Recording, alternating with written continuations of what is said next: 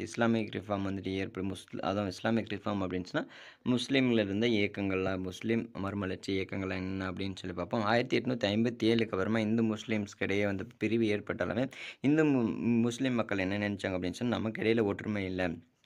அதேமாரி நம்மளோட டெவலப்மெண்ட்டுக்கு அப்படின்னு சொல்லிட்டு எதுவுமே இல்ல அப்படின்னு சொல்லிட்டு ஏற்படுத்துறாங்க. அதனால பிரிட்டிஷ் ஆட்சியும், அதேமாரி பிரிட்டிஷோட எஜுகேஷனையும், அதேமாரி வெஸ்டர்ன் எஜுகேஷனையும் நம்ம ஏத்துக்கிட்டோம் அப்படின்னு சொன்னா, நமக்கு டெவலப்மெண்ட்ன்றது இருக்காது. அதனால நம்ம அதெல்லாம் எதிர்க்கணும் அப்படின்னு சொல்லி நினைக்கிறாங்க. அதனால இங்க இருக்கக்கூடிய நெறைய பீப்பிள்ஸ் இங்கிலீஷ் லாங்குவேஜையும், அதேமாரி இங்கிலீஷ் எஜுகேஷன், அதுமாரி கவர்மெண்ட் ஜாப்ஸ் எதுவுமே வந்துட்டு இவங்க ஏத்துக்கிறது கிடையாது. சரிங்களா? அதில மிக முக்கியமான ஒருத்தரா பார்க்கப்பட்டவர் சர் சாயித் அகமது கான். சர் சாயித் அகமது கான் என்ன பண்றாரு அப்படின்னு சொல்லி பார்த்தா, டெல்லியில பிறக்கிறாரு. இவரு வந்து பார்த்தீங்கன்னா, மிகப்பெரிய அளவில ஒரு போராட்டங்கள் ஏற்படுத்துறாரு. இப்போ இங்க இருக்கக்கூடிய முஸ்லிம்ஸ் எல்லாமே பிரிட்டிஷ எதிர்த்துட்டு இருக்க இந்த இந்த காலத்துல இவன் என்ன நினைக்கிறான் அப்படின்னு சொன்னா, நீங்க நேஷனல் லெவல்ல இருக்கக்கூடிய கமிட்டி, ஆர்கனைசேஷன் அதாவது காங்கிரஸ் கூட சேர்றத விட, நீங்க என்ன பண்ணுங்கன்னு சொன்னா, இங்க இருக்கக்கூடிய முஸ்லிம்கள் பிரிட்டிஷோட கல்வியும், அதாவது இங்கிலீஷ் எஜுகேஷனையும், அவங்க குடுக்கக்கூடிய கவர்மெண்ட் ஜாப்ஸையும் நீங்க ஏத்துக்கிட்டீங்க, செஞ்சீங்க அப்படின்னு சொன்னா, உங்களுக்கு கண்டிப்பா டெவலப்மெண்ட் இருக்கும். இதுக்கு மாறா நீங்க அவங்க கூட சேர்ந்தீங்க அப்படின்னு சொன்னா, உங்களுக்கு கண்டிப்பா டெவலப்மெண்ட் இருக்காது.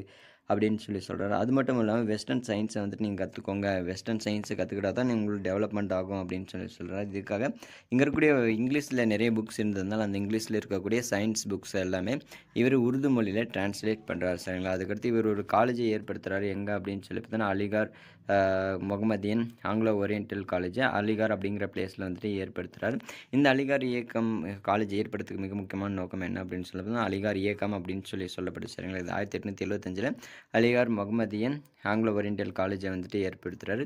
இந்த காலேஜ் 1970ல யூனிவர்சிட்டியா வந்துட்டு மாறுது. சரிங்களா? அதுக்கடுத்து தியாபந்த் மூவ்மெண்ட் அப்படின்னு சொன்னா என்ன பார்ப்போம். தியாபந்த் மூவ்மெண்ட் வந்து பார்த்தீங்கன்னா, இங்க இருக்கக்கூடிய பார்சி இயக்க மக்களால முஸ்லிம் உலமா மக்களோட உருவாக்கப்பட்ட முக்கியமான இயக்கம் வந்து தியாபந்த் இயக்கம் வந்துட்டு பார்க்கப்படுச்சு. இவரு சர் சாயித் அகமது கான் வந்து பார்த்தீங்கன்னா, வெஸ்டர்ன் எஜுகேஷன் ஏத்துக்க சொல்றாரு. ஆனா, அதுக்கு ஆப்போசிட்டா இந்த உலமாக்கள் ஏற்படுத்தின தியாபந்த் ஸ்கூல் வந்து பார்த்தீங்கன்னா, அங்க இருக்கக்கூடிய ஸ்டூடண்ட்ஸ் எல்லாமே அதாவது முஸ்லீம் இஸ்லாமிய போதனைகள மட்டும் தான், மத போதனைகள மட்டும் தான் போதிச்சாங்களே தவிர, எந்த ஒரு டெவலப்மெண்ட் மதத்த பரப்புறதுக்கான எல்லா நடவடிக்கைகளும் ஏற்படுத்துனாங்க. ஆனா, அங்க இருக்கக்கூடிய குழந்தைகளோட எஜுகேஷன் அதேமாரி வேற லாங்குவேஜ் எதுவுமே கற்றுத் தரப்படல. அவங்களுக்கான சயின்ஸ் பத்தின எந்த ஒரு நாலேட்ஜும் கிடையாது.